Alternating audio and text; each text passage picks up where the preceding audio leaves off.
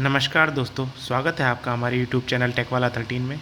आज हम डिस्कस करने जा रहे हैं रेफ्रिजरेशन साइकिल, जो कि मेनली 4 कंपोनेंट से बना हुआ होता है: कंप्रेसर, कंडेंसर, एक्सपेंशन वाल्व और इवेपरेटर।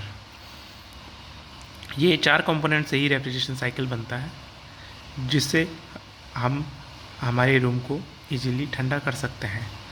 बेसिकली ये एक क्लोज लूप सिस्टम है, जिसमें कि रेफ्रिजरेशन साइकिल भरी हुई होती है, जो कि एप्लीकेशन के अकॉर्डिंग रहती है। कुछ रेफ्रिजरेशन साइकिल हैं जैसे R22, R32, R410, R407, HFC 134, जो कि अलग अलग एप्लीकेशन के लिए यूज में आती है। R22 अब एब्सोल्यूट हो गई है और बैन हो गई है, क्योंकि इससे जो ओजोन लेयर है उससे काफ़ी ज़्यादा हानिकारक है, तो उसको बैन कर दी गई है।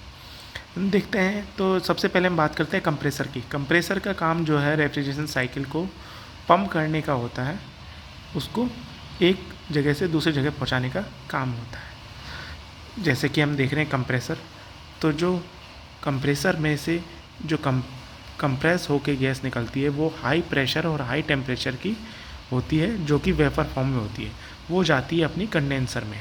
कंडेंसर, जिसे हम आउटडोर यूनिट भी बोलते हैं, अपने जो घरों में आउटडोर लगा हुआ होता है, उसमें कॉपर की ट्यूब्स रहती है इस तरीके से, जो कि गैस को, हाई प्रेशर वेपर को हाई प्रेशर लिक्विड में बदलने के काम आती है। यानी कि उसमें जो टेम्परेचर है वो हम एग्जॉस्ट के थ्रू बाहर कर देते हैं। तो कभी भी आप आउटडोर यूनिट के बाहर खड़े होकर देखेंगे तो गर्म हवा महसूस करेंगे, जो कि क्या होता है, एग्जॉस्ट सिस्टम के थ्रू हम उस गैस की टेम्परेचर को आउटसाइड एनवायरनमेंट एरिया में डिसिपेट कर देते हैं।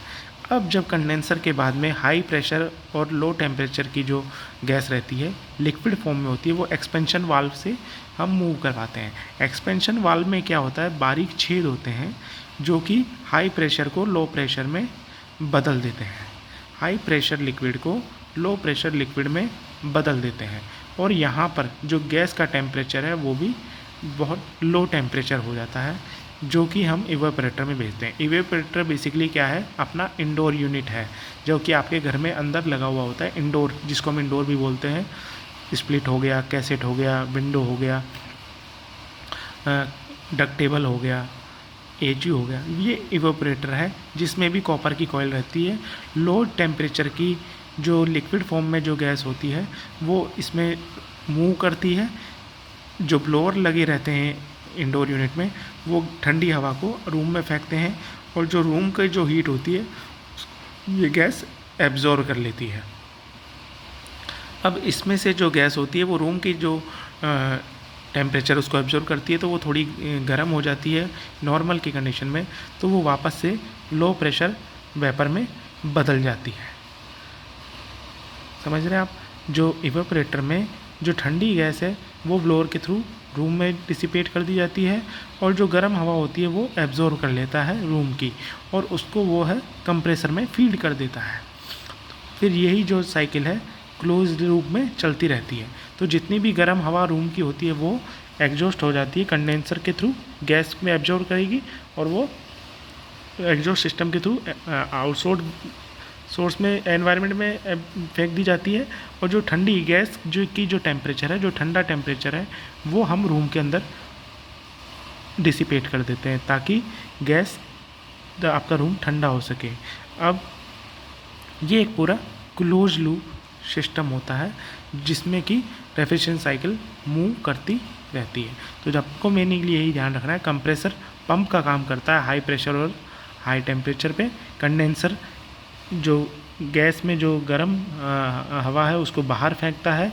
इवेपोरेटर ठंडी हवा को रूम के अंदर फेंकता है, ताकि हमारा रूम आसानी से ठंडा हो सके।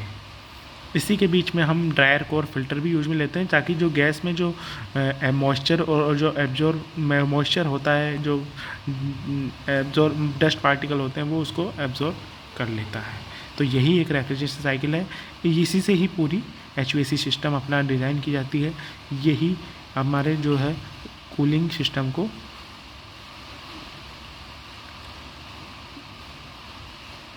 दिया जाता है।